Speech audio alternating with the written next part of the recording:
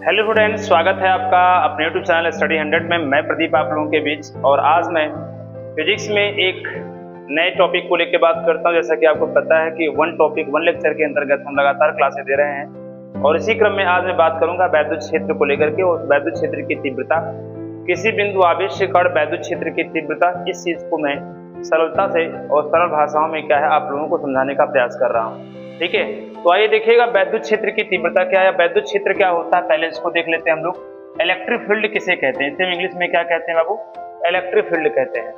तो electric field क्या है, वैद्युत क्षेत्र क्या है, आप लोगों को पता होना चाहिए कि जब हम किसी परिपथ में धारा प्रवाहित करते हैं तो धारा प्रवाहित करने के उपरांत क्या होता है, उस परिपथ के चारों ओर क्या होती है, एक इलेक्ट्रिक फील्ड यानी एक वैद्युत क्षेत्र उत्पन्न होती है। और वैद्युत क्षेत्र जो होता है कहीं ना कहीं आवेशों का क्या होता है, एक समूह होता है, आवेशों का एक क्या होता है, घेरा होता है, जो किसी परिपथ के चारों ओर बना होता है।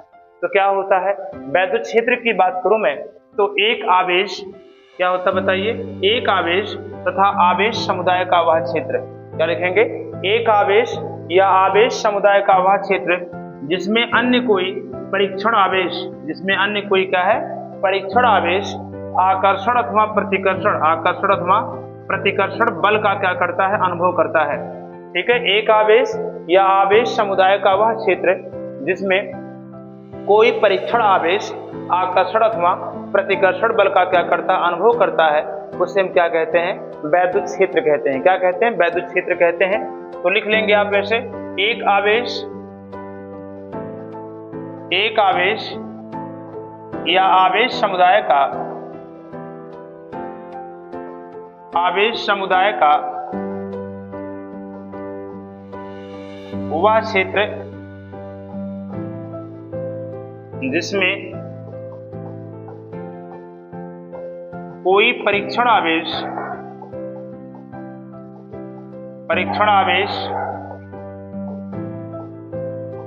आकर्षण अथवा प्रतिकर्षण बल का अनुभव करता है, आकर्षण अथवा प्रतिकर्षण बल का अनुभव करता है,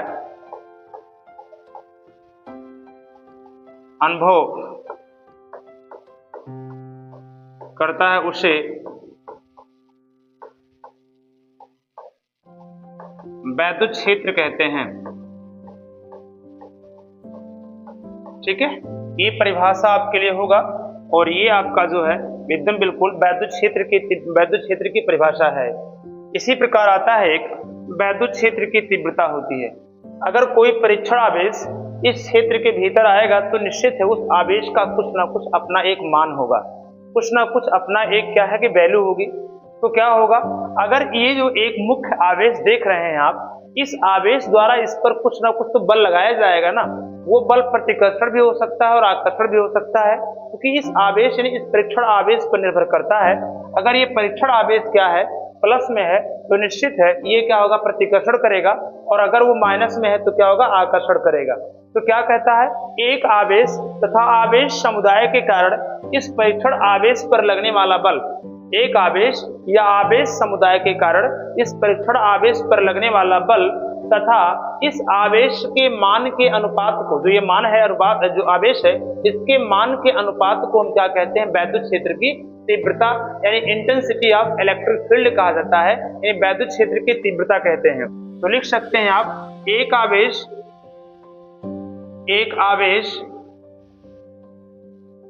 या आवेश समुदाय के कारण,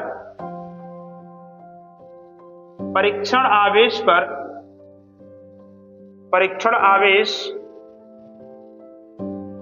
पर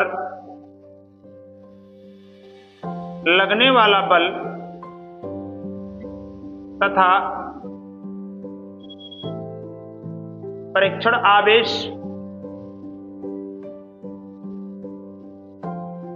के मान के अनुपात को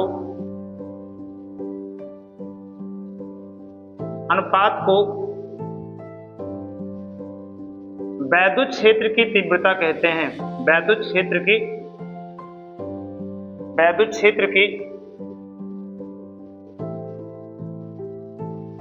तीव्रता कहते हैं। यानी क्या हो जाएगा, इसे ई से लिखेंगे, ई इज इक्वल हो जाएगा, यहाँ पर आप लिख सकते हैं क्या, ई इज इक्वल हो जाएगा एफ अपान कितना होगा, क्यू नॉट होगा।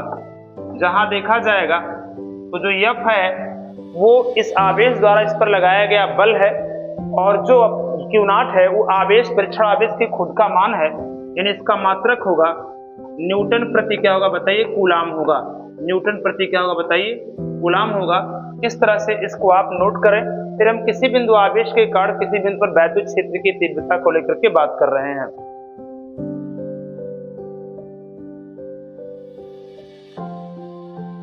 चलिए, समझ में आ रहा है आपको ना पूरी तरह से? मेरी बातों की अगर समझ में आ रही है तो बिल्कुल वीडियो को लाइक कर दें, सब्सक्राइब कर दें और एक दूसरे के साथ जरूर शेयर कर दें। ठीक है, आगे चले हम लोग और अब बात कर लेते हैं किसी बिंदु आवेश के कारण वैद्युत क्षेत्र की तीव्रता। किसी बिंदु आवेश के कारण वैद्युत क्षेत्र की तीव्रता को लेकर के बात कर लेते हैं। तो यहाँ देखा जाए, यहाँ एक आवेश है और एक परीक्षण आवेश है। तो हालांकि दोनों प्लस हैं, तो बाहर की ओर क्या लगेगा बताओ, एक फोर्स कार्य करेगा। बाहर की ओर फोर्स कार्य करेगा। अगर दोनों असमान आवेश होते तो अंदर की तरफ कार्य करता।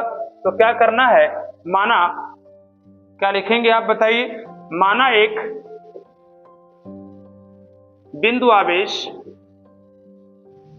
बिंदु आवेश इसे ए मान लो, इसे क्या मान लो बताओ, बी मान लो। माना एक बिंदु आवेश, ऐसा लिखो, माना एक आवेश बिंदु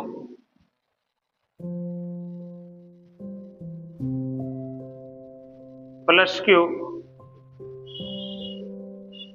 बिंदु ए पर रखा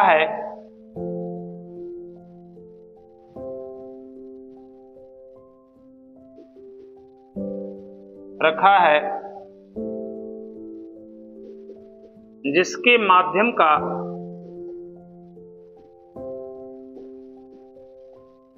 परावैद्युतांक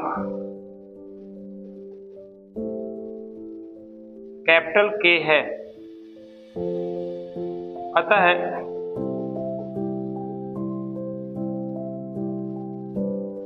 इनके बीच की दूरी क्या मान लो बताओ, आर है। ठीक है, अतः प्लस क्यू के कारण ऐसा लिख सकते हैं, प्लस क्यू से आर दूरी पर एक परीक्षण आवेश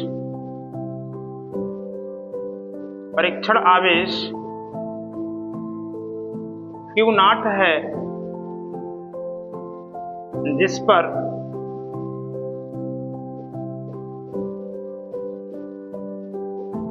वैद्युत क्षेत्र की तीव्रता ज्ञात करनी है। वैद्युत क्षेत्र की तीव्रता ज्ञात करनी है।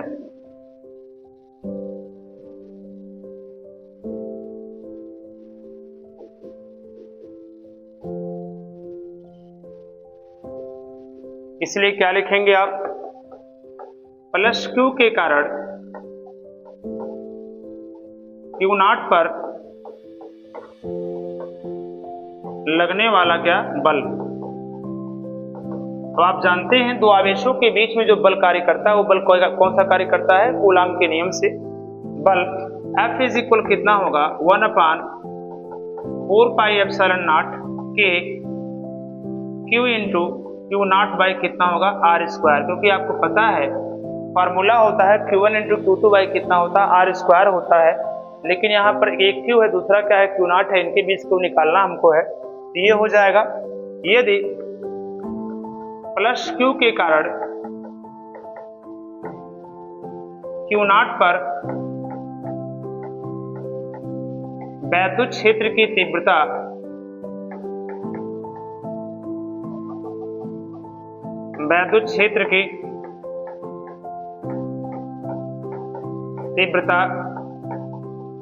E है, तब आप लोग जानते हैं, अभी मैंने बताया है E इज इक्वल कितना होता है, F अपान कितना होता है बताइए, क्यू नॉट होता है। क्या होता है बताओ, F बार ना क्यू नॉट होता है। इसलिए क्या रखेंगे आप, समीकरण 1 से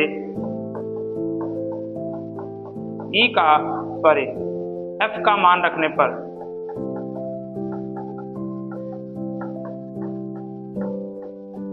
मान रखने पर, एफ का मान रखोगे तो एफ का मान ही तो दिया है, ध्यान रखो। तो ई इज इक्वल कितना हो जाएगा 1/4 पाई एप्सिलॉन नॉट के हो जाएगा, के हो जाएगा यहाँ पर। एक काम करो, 2 मिनट रुको, एफ का दिया गया ना 1/4 पाई एप्सिलॉन नॉट के हो जाएगा Q into Q not by कितना आर स्क्वायर अपान कितना बताइएगा क्यू नॉट हो जाएगा। हमने क्या देखो यहाँ एफ की वैल्यू पुट किया तो एफ की वैल्यू इतना हो गया, इसके नीचे क्या क्यू नॉट है, क्यू नॉट, ये क्यू नॉट से क्यू नॉट बताओ क्या कैंसिल हो गया, यानी और निर्वात और वायु के लिए के का मान कितना होता है, 1 होता है। तो ऐसी स्थिति में लिख सकते हैं ई इज इक्वल हो जाएगा, यहाँ लिख सकते हैं आप क्या यहाँ पर क्या ई इज इक्वल हो जाएगा कितना 1/4 pi epsilon not Q by कितना होगा आर स्क्वायर होगा। तो किसी बिंदु आवेश के कारण किसी बिंदु पर जो वैद्युत क्षेत्र की तीव्रता का फार्मूला होगा यही होगा। तो इससे सिद्ध होता है कि किसी बिंदु के कारण किसी बिंदु पर जो परीक्षण आवेश या परीक्षण आवेश जो होता है, परीक्षण आवेश पर कभी भी वैद्युत क्षेत्र की तीव्रता का मान निर्भर नहीं करता है। वैद्युत क्षेत्र की जो तीव्रता होती है वो केवल मुख्य आवेश के मान पर निर्भर करती है, परीक्षण आवेश के मान पर निर्भर नहीं। कि देखिए परीक्षण आवेश क्या है, कैंसिल हो जा रहा है। तो ये रहा वैद्युत क्षेत्र की तीव्रता का एक सरलतम और एक क्या है सबसे आसान रूप था, जिसको लेकर के मैंने बात किया। तो आप लोग इसको नोट कर लें, इसका स्क्रीनशॉट ले लें, जो कि एग्जाम में क्या है लगातार क्या है पूछा जाता है। अब हम चलते हैं, तो आज का क्लास इतना ही। फिर हमें 1 टॉपिक 1 लेक्चर में अच्छी स्थिति निरक्षीय स्थिति को लेकर के आपके सामने उपस्थित होंगे। और अगर वीडियो समझ में आपको आ रहा है तो निश्चित है लाइक करें, सब्सक्राइब करें और एक दूसरे के पास क्या जरूर शेयर करें। धन्यवाद।